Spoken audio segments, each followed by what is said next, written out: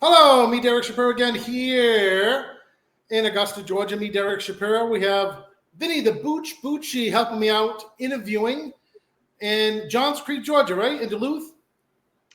Yep, Johns Creek, Georgia, Boochcast Podcast HQ right here. All right. And we're interviewing my good friend who's an actress, who's a singer. She could have you been a model too? You could be a model. I'm anything you want me to do, Derek. You just tell me. Yes. Entrepreneur too, by the way. Milyssa Rose does the Derek Shapiro Show. Welcome back, Milyssa Rose. Yay. Yes. Thank you. So, we're using this interview for the episode monthly show and for my cable show, Derek Shapiro Power Half Hour. So on the episode monthly show, we're all over on iHeartRadio, Spotify. On the cable show, we're in Rhode Island, Massachusetts, Duluth, Minnesota. We're in Manhattan now, New York City. So, Milyssa, you're a very talented singer-songwriter. And you have these two new songs out. Simultaneously. You don't know what they're called. You're literally trying to figure that out. No, what I'm saying is you have these two songs simultaneously. They came out together, right? Or did they come out a few days apart or a few weeks apart? I dropped an album, and Set the World on Fire is the single, and then I dropped a visual for that, and then the week after I dropped Take Your Last Breath. Yes. Yes. Did you look at your notes? Oh, well, yeah, of course. I mean,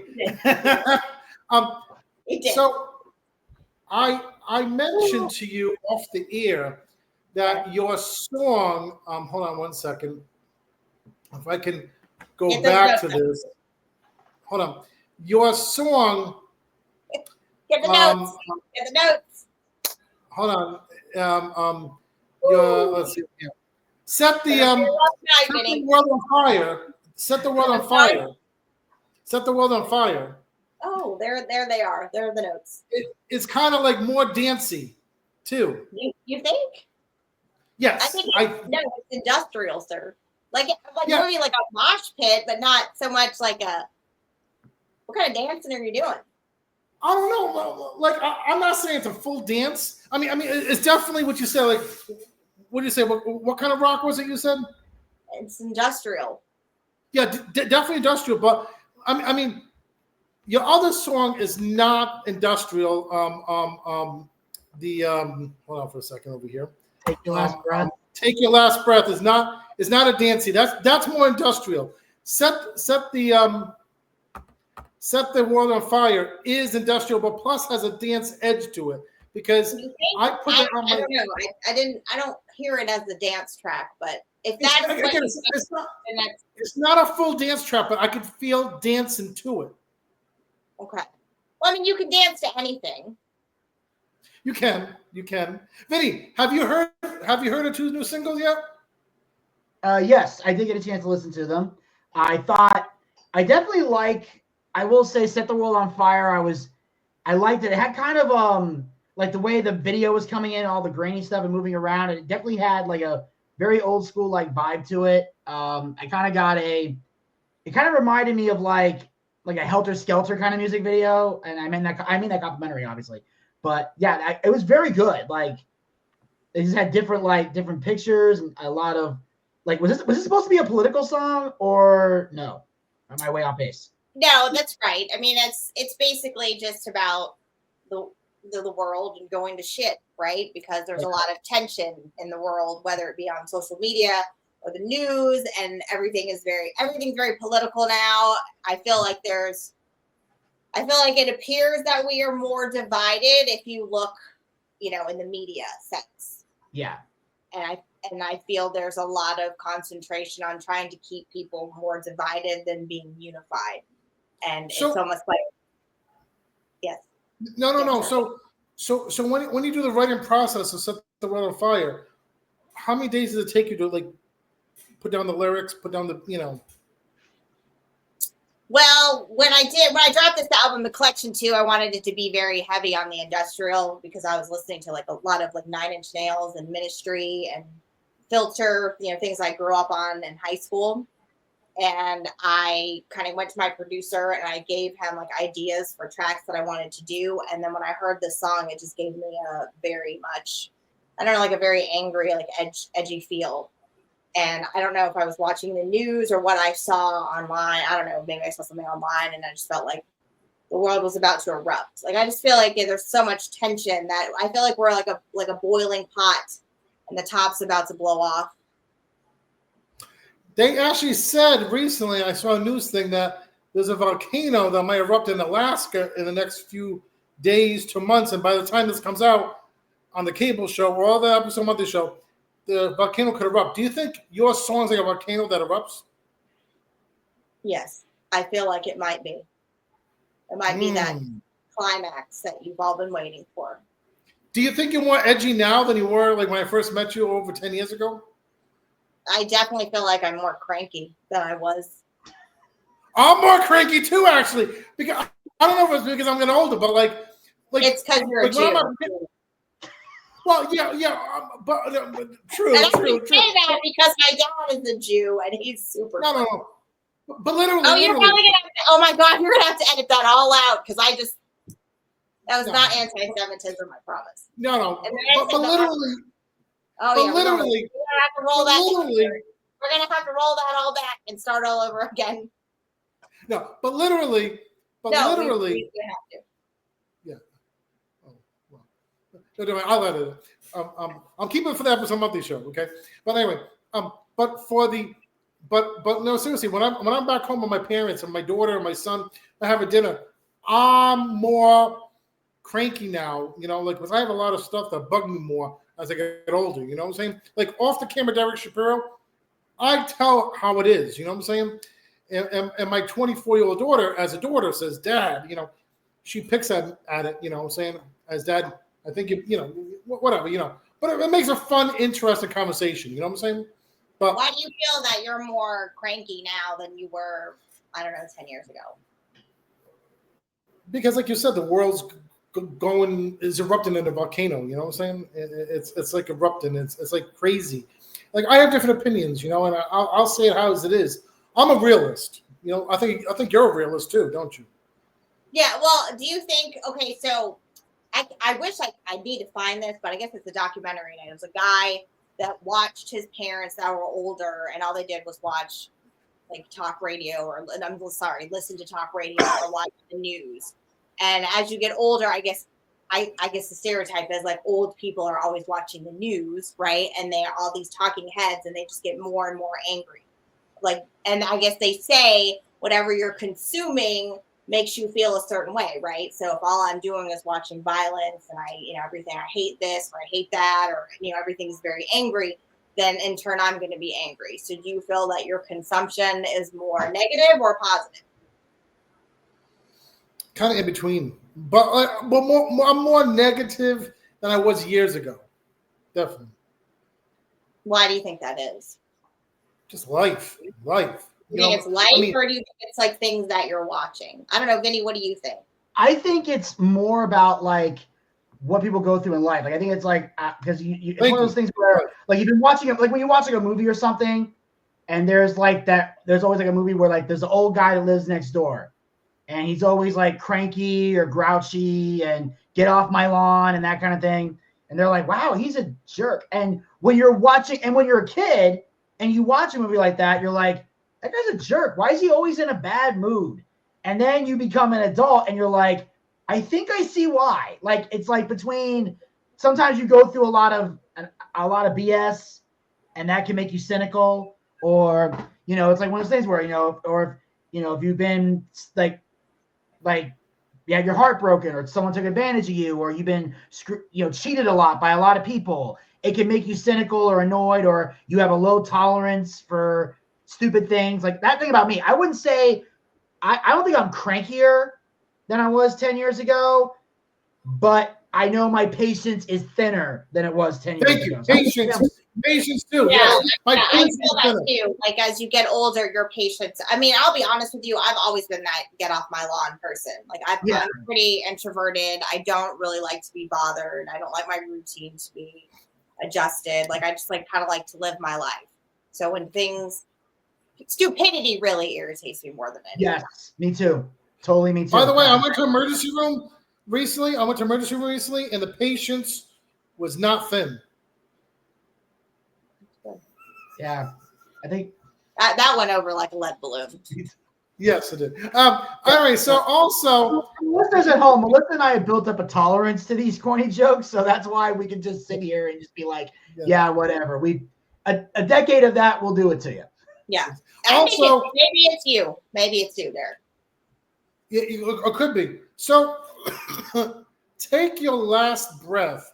Take your last breath.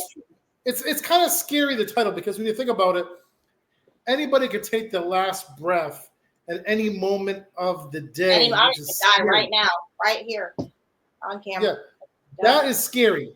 That is scary to think about. It is. So, were you?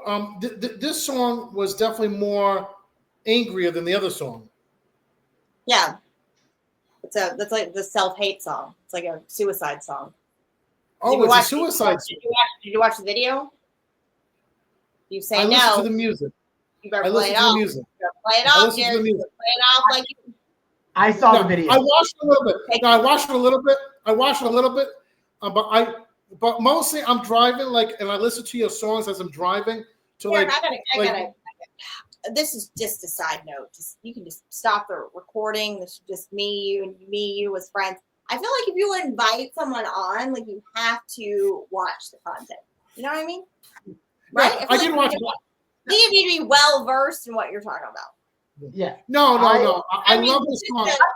I would say that for me personally, that's an argument I've gotten into with I think Derek and a lot of other people in the past, is because I'm one of those people that if I'm going to interview somebody, I have to do the research. I have to. You gotta know. I can't just interview somebody right out the gate. Yeah, not willy-nilly. Yeah. I've had people spring interviews on me out of nowhere. Like one time on the Boochcast, when we were on Blog Talk, somebody did that. They booked this rapper to come on the show. I had never heard of her, and I felt bad. So literally, Jerry and I did a 5-minute opener, and then we spent like 10 minutes, like another 5 minutes, just playing song after song after song after song while we Googled and wrote down and got questions. Fans were upset because they're like, "Why are they playing all this music?" It's like, because we want to know what we're talking about when we get this person on. And then finally, we got all our notes. We came back and then brought the guest on and interviewed them, and we pulled a miracle out of nowhere. But so yeah, I'm always big on. Also, on the cable show and on the radio and on the podcast, I'm showing the video on the cable show too of "Take Your Last Breath" and "Set the World on Fire," because I want people to see your video. So I want you to see it on the show, like for the first time too. I mean, I've seen bits of it. I've heard the music more played because no matter what, you're creative. You're creative. And I at least want to tell you where I'm coming from, why I haven't watched the full video, because I've been driving 2 hours here, 2 hours there, so I'm doing it. And then you should have plenty of time to put that up. But I've been listening to it. I've been listening. When you stop at Bucci, you could watch it. I've been listening to it. Like on the way to Dublin, on the way to Macon, Georgia. Your music is just so satisfying. We need more of Milyssa Rose in 2025. Okay? This is just the beginning, you know. No visuals for you, Derek. Just the music. No. I will say I did. Okay. Well, here's the thing. Obviously, I saw the video, but there's one question I got to ask real quick, because I want to go back to something you said before, Milyssa. You said that it was like a suicide type song. Were you suicidal when you wrote it, or was it just something a friend went through? Like, how did you get to? What inspired you to write a song about suicide, or a suicide type song? Well, I wrote the song, and I think music can be interpreted in many different ways, right? You listen to a song, you're going to think something different. It does sound as though when I'm singing the song, it sounds like I want to kill somebody, right? Oh. But in actuality, it's more of when a person goes through their mental episode, right? Okay. And when you're very like self-loathing and you're at your lowest and you're like, why am I here? Why am I alive? You know, what is my purpose? So that was basically an ode to that feeling, if you will. Okay. So you didn't have that feeling yourself when you wrote it? No. I mean, Okay. I had went through something prior to that. Yeah. And I just kind of wanted to reflect on that. Like also, if you guys remember my song Sick of You, where it sounds like I'm singing a song about not liking another woman and hating her or whatever. That song, if you watch the video, plus if you listen to the song, it's really about women nitpicking themselves to death, right? So if you watch it, it's like a lot of exercise and waist trainers and seeing me with like diet pills and like staring at the mirror and being very angry at myself. So that's that kind of, you know, that double interpretation, right? It could be me coming after someone else, or it's actually me against myself. So Take Your Last Breath is your second suicide song since Storm and Storm Reimagined. I have a lot of really dark music, Derek. Even when it sounds like it might be pretty, it's all about wanting to die. But Storm, do you think Storm was more? Do you think Storm was more suicidal, or do you think your most recent one, Take Your Last Breath, is more? I mean, to wrap it up in a bow, they're all very much about mental health and mental health awareness, right? So, yeah, you know, I think when you go through depression, right? And I think people throw that word around, right? Oh, I'm depressed. But like, if people that really have depression really know what that means, right? It's, you feel like you can't get out of it. Like, and I think the message I think also needs to be delivered is no matter what you think about someone, how successful they are, how much money they have, how attractive you think they are, or how together their life is, a lot of people put on a mask and they battle things that others don't see. And I think that this is kind of like a peek behind the curtain of, you know, when you go through these battles and these bouts, you don't feel like you're going to get out of it, right? You don't see the line at the end of the tunnel. But I think one of your most positive songs, and correct me if I'm wrong, was Overreactive suicidal? No, that was about being in a tumultuous relationship. Okay, because that was one of your most positive songs, I think, right? In Dreams, what about Dreams? That's not positive. Dreams, really not really? I do. About Dreams. Okay, let's talk about some happy shit. Okay, so okay. I do have some happy songs, like Unstoppable is happy, right? Yes, Unstoppable. Yes, I remember that one. Yes, that is a happy song.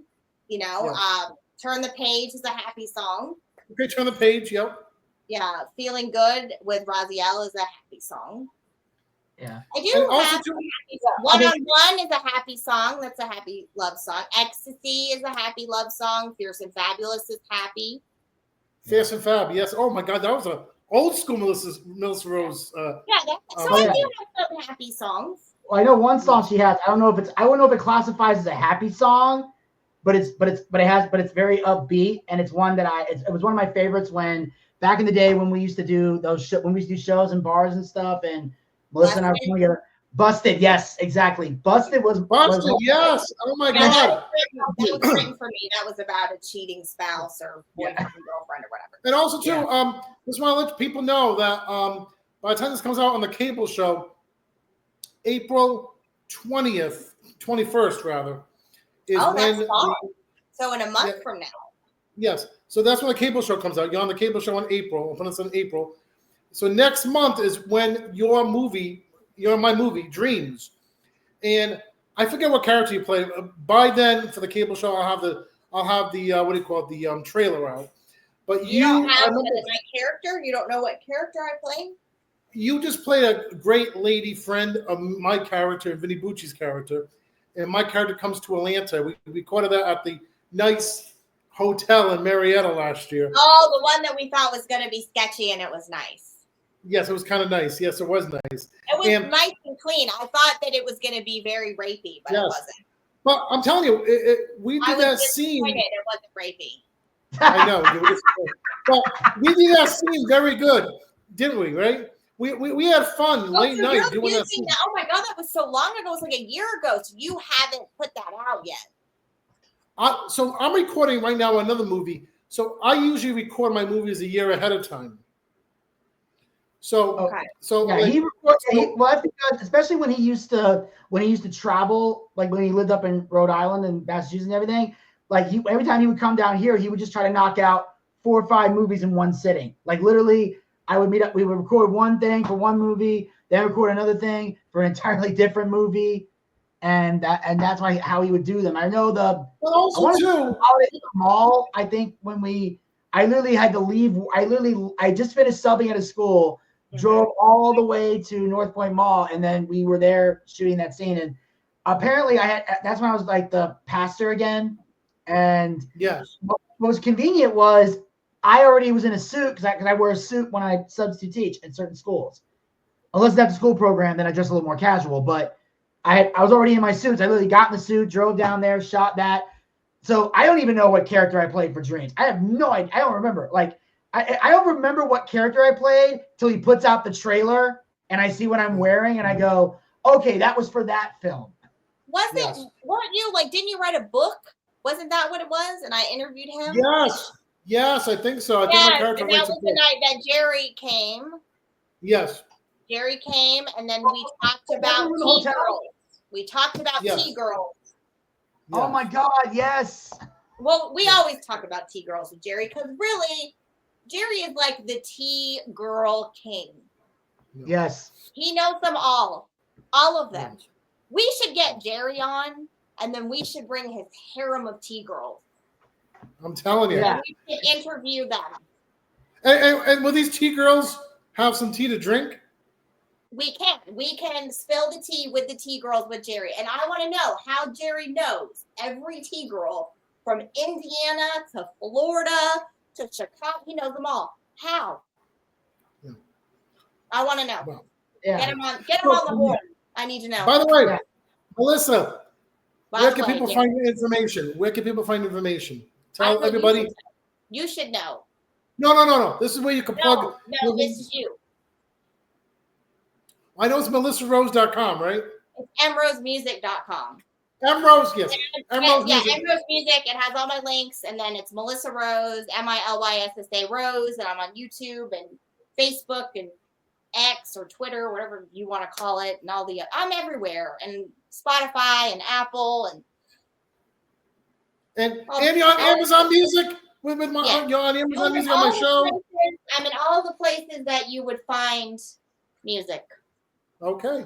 And you're being played on the Derek Shapiro show. You're playing on the DSS TV station. You're playing on my Dance Floor Radio Music. DSL TV station.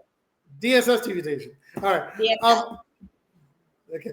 So thank you, Milyssa Rose. Thank you, Vinny Bucci, for interviewing Milyssa Rose. Thank you all so much. Thank you. Absolutely. Thank you very much. And stay tuned. More to come on whatever show you're watching.